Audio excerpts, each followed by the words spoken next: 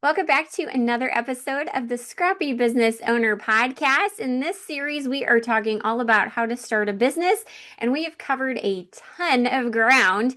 If you are new to the podcast, I would encourage you to go back to podcast episode number 1 of this series, where we start you from scratch, like what kind of business you want to start, how to start it, all the things that you need to do. Today is my favorite episode that we're going to be talking about, and that is all about making money. When it comes to starting a business, that's what we want to do, right? We all want to do the things that God has called us to do, but we all want to be able to support ourselves financially and to pay for a few things. I don't know how you have come about with starting your business, but when I started my business, I was stuck in corporate America and I was looking for something creative to do, and marketing was my jam, and I just wasn't really doing a whole lot with that. And so that's why I started my business. Plus, the fact that I wanted to provide extra money for our family. And over the course of 10 years, my business has been able to basically pay for vacations and for Christmas and just help supplement any income that we need. Now that my kids are in college, it also helps pay for college too. So when we are getting into our business, we do want to make money. Let's just face it up. We really do want to have some income coming in. And we also probably want to support each other, and we want to do the things that we have been called to do. So this is what this episode is going to be all about. So first of all, one thing that I want to address right away is when we're starting our business, we always feel like we want to start for free, or we want to charge as minimal as possible. And we talked a little bit about this in episode number 2, where I give you some creative ideas how you don't necessarily work for free, but you barter, or you exchange some things. Maybe you do work for free, but you have your clients fill out a review or something to that effect. So you are getting something for the effort that you are working for.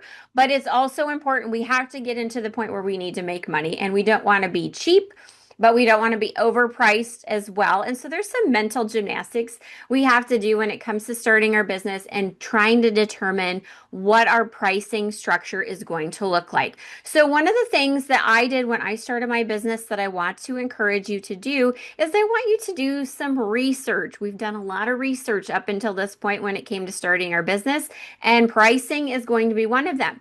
So I want you to look at what other people or businesses that are similar to you are charging. And that might be going to visit a website, to go ask some questions, to go just ask out into the internet. You could even do a Google search. I know when my son was trying to find jobs, both my kids were trying to find jobs, they were Googling, what's a salary, or what's the hourly rate, wage for working at this place. Do some Googling, ask ChatGPT. You can totally do that too, but just do some research. But I want you to also consider a few things, okay? Even though we're starting our business, being cheap is not always the best thing to do. In fact, that is one of the traps that I fell into early on in my business, was I wanted to be cheap. I understand that my clients do not have a ton of money. So I was like bottom of the barrel cheap. And I had a hard time wanting to charge more than the cheap that I was asking for. And then I started to realize that I, as a business owner, wasn't wanting to just buy order something or get something that the cheapest, because you kind of get what you pay for too. So when I was looking at adjusting my pricing, I wanted to do that. I wanted to increase my pricing so it actually looked like I wasn't just being cheap, and I wasn't, people were having like the low expectations of, well, you get what you pay for. So you need to consider that too. Another thing I want you to consider too as a business owner is the sales piece of it. A lot of us, when we come into our business, we feel like we have to have sales on everything. And I'm not saying we can't do sales to begin with to start some things off, but we don't want to live in the sales mentality, because if you live in the sales mentality, guess what? Your customers are going to expect a discount and a deal all the time. I think about like Shutterfly. if you go to Shutterfly, there should never be an opportunity for you to pay full price on a Shutterfly because they have sales all the time. They have the emails, they have the coupons and the mailers, they have all the things. So I would never expect to pay full price for Shutterfly because I rely on the fact that there's always sales and there's always things to do. So I want to encourage you, do not operate in that mentality. When you have a scarcity mentality, that also translates into your customers too.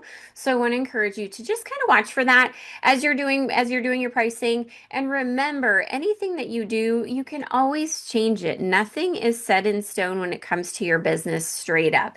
Nothing is permanent. So I want to encourage you that. Now, what you'll want to do is you probably do want to start a little bit lower to just kind of get your bearings, get some things set up. But I would also, as you're starting your business, also set a reminder. Maybe it's 6 months or maybe it's a year from now because you're going to have more experience under your belts, and then just increase your pricing. It can be 10%, it can be 20%, whatever your increased pricing looks like. Don't stay there. So start small, but add to it as you go. So I want to encourage you when it comes to that. I do that probably every year, year and a half, is I will look at my pricing structure and I will make adjustments. Another thing I want you to realize is because nothing is permanent and you can make changes, you're going to have to figure out what those changes are going to be. Okay. So you want to be able to increase your pricing every year.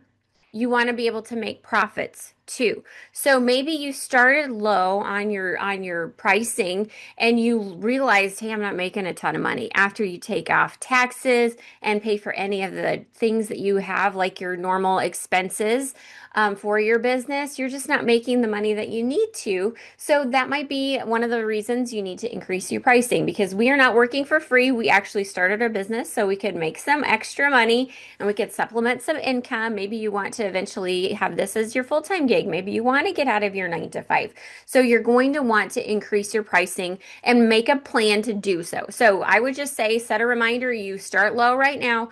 6 months from now, you have a reminder that goes off that says, look at your pricing and make an increase. Now, it can be small, but make an increase no matter what. And then when you get new clients, remember your new pricing because I run into those issues too, is I will give my new client my old pricing and I'll be like, shoot, I don't want to do that.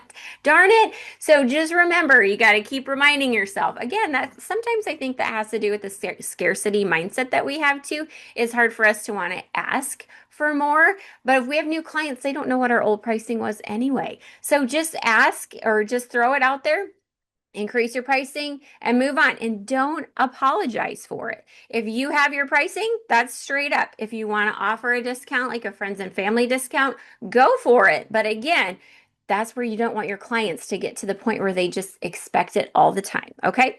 So that is some things that I want you to remember when it comes to pricing. Now, another thing that we talked about in episode 2 is how to pay yourself because that is going to be important. And again, I want to encourage you to go get the book Profit First. I will include that link in the show notes. That is going to be very, very helpful for you to determine like what your expenses look like, how to pay for taxes, how to pay yourself, because that matters incredibly. It matters a lot if you don't know this already.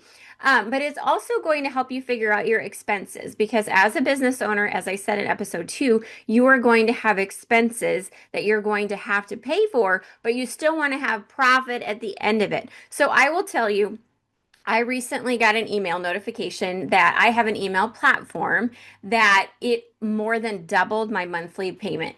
And I went from like $15 to like almost $40. And it was a really hard pill for me to swallow. And I saw that come in and I was like, okay, you might be like me. And you're like, $40 a month. Are you kidding me? No way. There's other email platforms that are out there that are cheaper. This was like next level email platform, but still $40 compared to $15. Like I have a profit margin that I want to get every month. And so by having my one platform like that increase monthly, I had to look at my my other expenses and see which ones were going to go and which ones were going to stay. So, full transparency, the main expenses that I have in my business right now is I have my email provider, which is very important to me. So that was something that I was not going to, I mean, the pricing was what it was. I had the lowest tier, so if they increased my pricing, it was still cheaper. I could have changed my platform, but that would have been a huge mess. I don't want to do that. I want to stay in the platform that I have.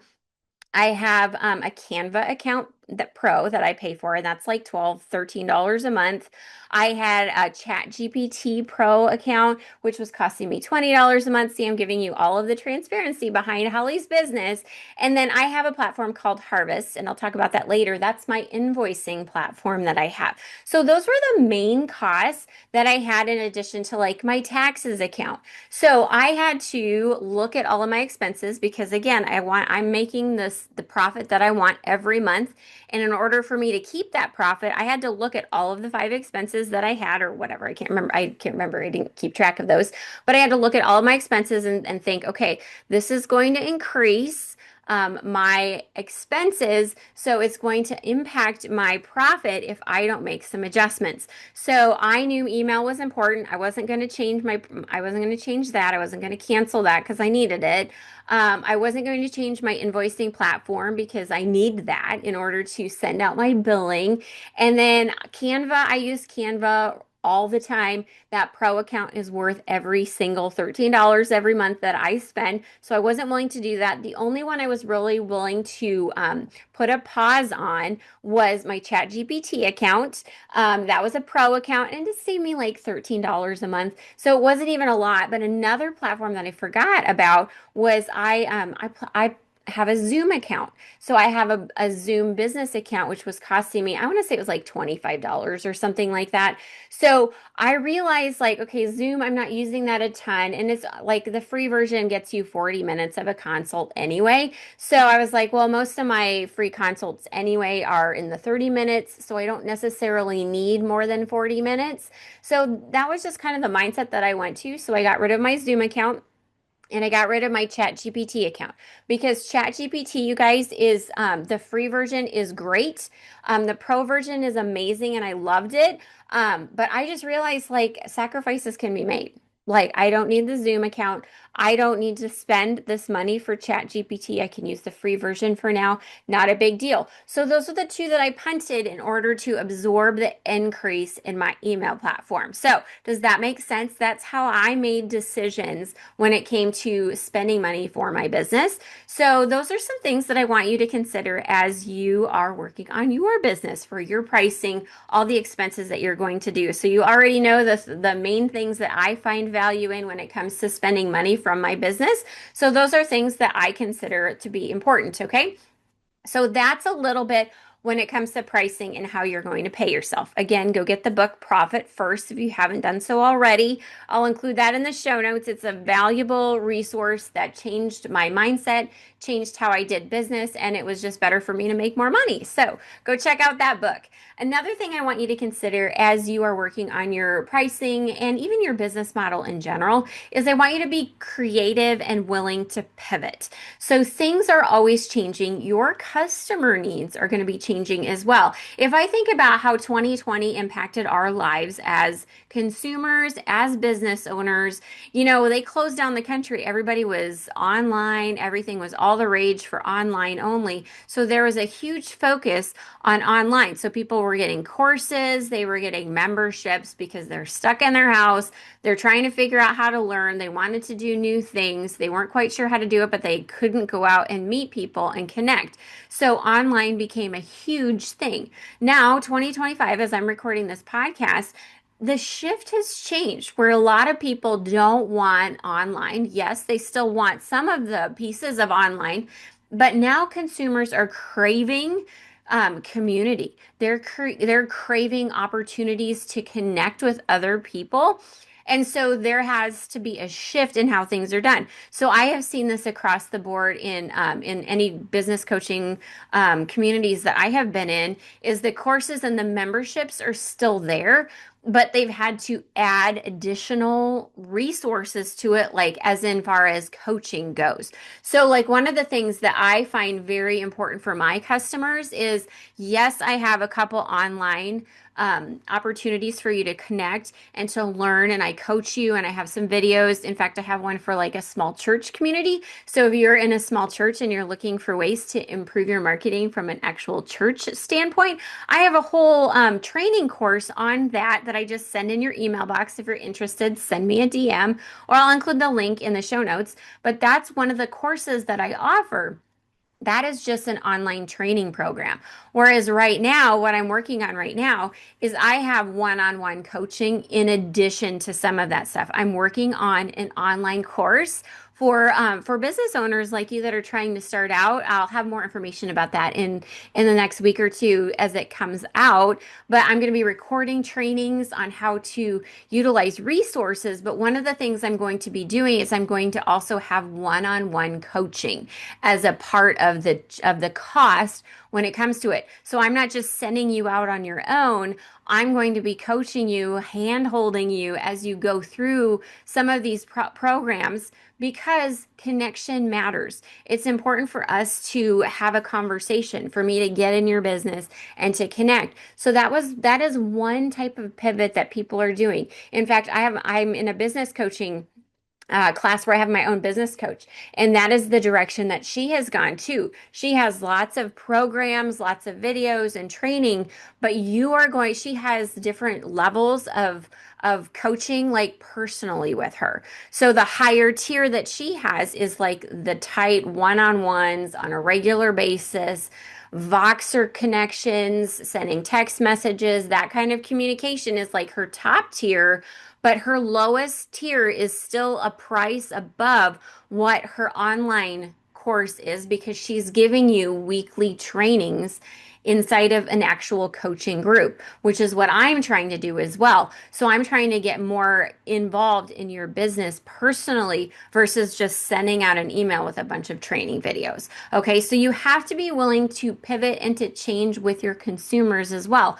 Pay attention as your business keeps going. Pay attention to the consumer behaviors. Are they buying more of this area and less of this? When you thought this was going to be it, and you're finding that consumers aren't interested in that, then you just got to pay attention to how the consumers are actually buying from you. Or even just ask your industry leaders as well. Maybe those people that you were searching out for pricing, like to figure out what your pricing was going to be, look to see what they're offering because maybe that can give you an idea of how you might need to change and pivot along the way. So I want to encourage you, check that stuff out. You have to be willing to pivot. We cannot stay the same way forever. Nothing is permanent in business, and it goes for the things that you're doing too. You're going to have to be willing to change all the time. Okay, so just plan on change forever. Okay, it's just the way it is. It's the way it is. Next, I want to talk about networking because once you figure out your structure of your pricing and you've already gotten social media, you're working on posts and you're doing all the things, you're going to need to network and get your name out there. And I know introverts, it's really hard. I was the same way. I didn't want to go out and do all of the things and meet all the people because it's absolutely terrifying to go out on your own and do those things. But I'm telling you, the best thing you can do is go out and networking. And you can do it a couple different ways. You can do Facebook groups, which I would encourage you to do. Find small business Facebook groups to get connected to.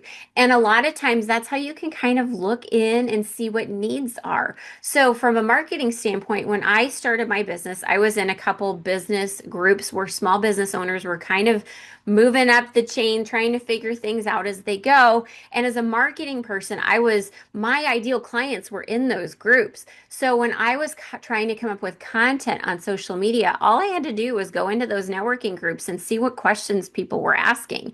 And I knew that was content that I could post on social media because they were asking questions about marketing. And so I'm like, okay, my customers or my potential customers, these are the questions that they're asking. So I could put this into content But also, when it came to networking, I wasn't just like maybe they threw out a question like, "Hey, do what does pricing look like for me as a business?"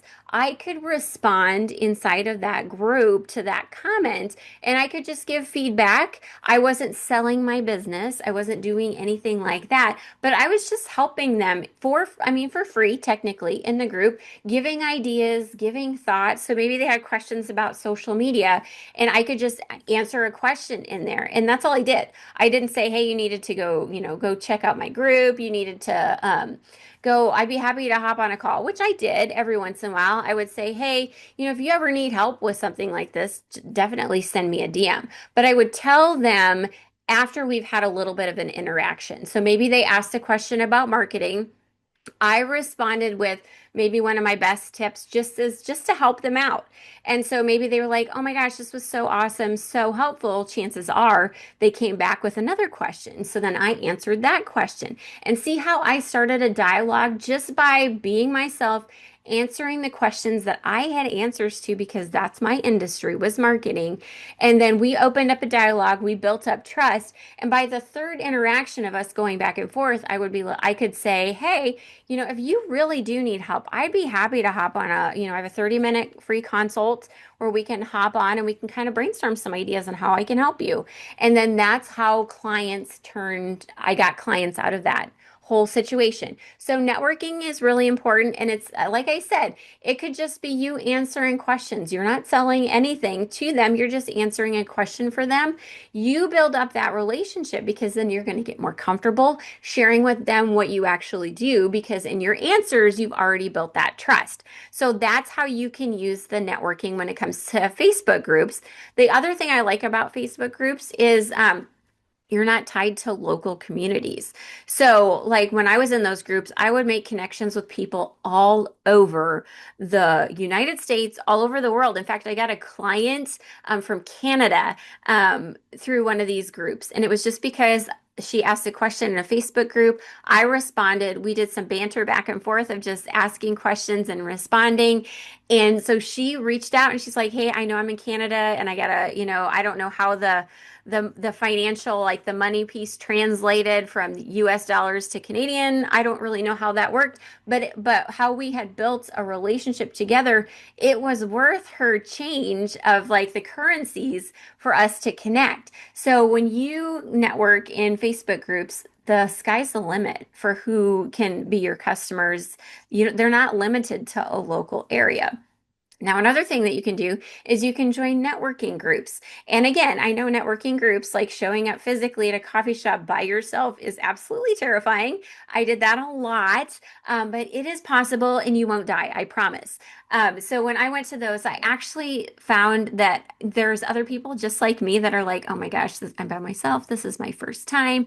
And chances are there's a leader that is heading up that group that is going to get all up in your business and get you connected with somebody. She's going to make you sit next to somebody and you're going to have a conversation and she's going to give you like conversation starters. So that's what those networking groups are for, is for you to just meet people and make connections. Now, I want you to realize that these networking groups aren't always going to just give you customers. They're also going to give you connections as well. So I will tell you, from both like an in-person networking group with local versus the Facebook group, I have made so many connections of people, not even just clients, but just if I think about it, like my virtual assistants, the gal who manages my website, Karen, my virtual assistant in the early years was Lauren, and I have a virtual assistant now, Leslie, and I met all of those ladies inside of a private Facebook group.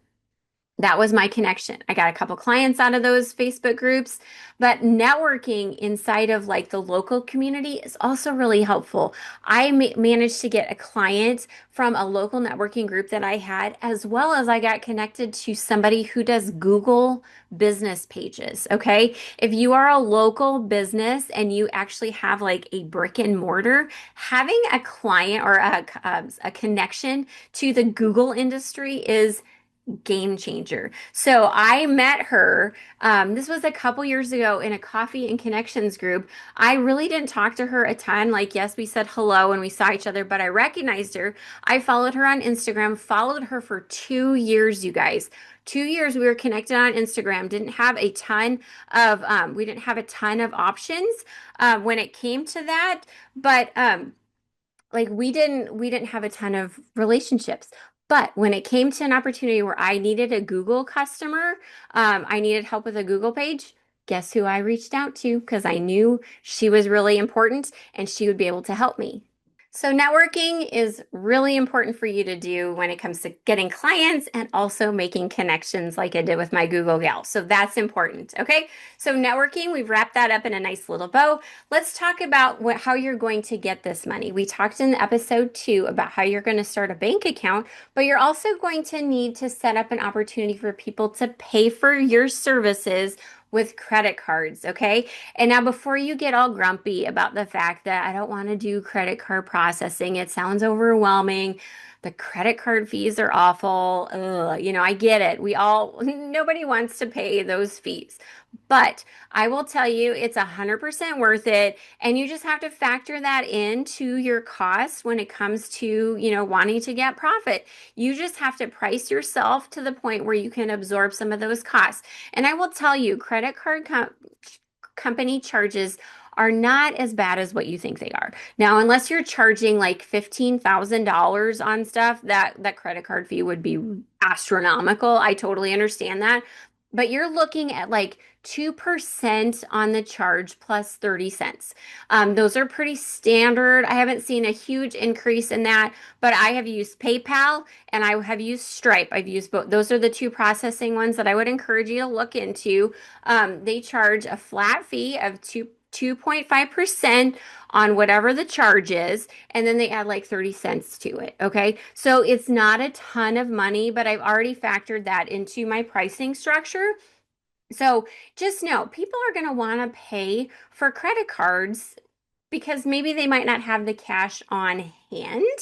So just know having that flexibility of accepting a credit card is really helpful. And if you're starting a bank account that doesn't have any fees or whatever, then just factor the Stripe or the PayPal fee into that. Okay. So just know that is an expense that is worth every single penny just for the flexibility for your clients. Because saying, hey, I only accept cash or check. Well, nowadays, most people don't have checks or they're going to want to do Venmo. You can also do Venmo. I think that you can use it for free for a minute. But I do want to encourage you as a business owner, you're going to have business expenses. Like just embrace it. And if Venmo starts charging you for that, it's just the cost of having business. So let's change our mindset a little bit because I don't want you to have a scarcity mindset when it comes to your business. So if it's 2%, pay the 2%. Just do it and move on. Adjust your pricing. If you need to increase your pricing by 10% to do it, do it. I want to encourage you. Don't worry about the financial piece of it a ton. Like these are just minimal costs that are going to get you off the ground. And then you can, like I said, nothing is permanent. You can always adjust it later, okay? So, what I want you to also consider, and one of the things that I had told you in this podcast was one of the things, in addition to Stripe, that I pay for is a solid invoicing system. I have Harvest, and that is it's a very user-friendly, entry level kind of thing to set up. Like if I can set it up, you can set it up. But that's how I send all of my billing is I have a Harvest account and I think it's $12 a month, so it's not even a ton, but that just brings my level of professionalism up when I'm sending invoices.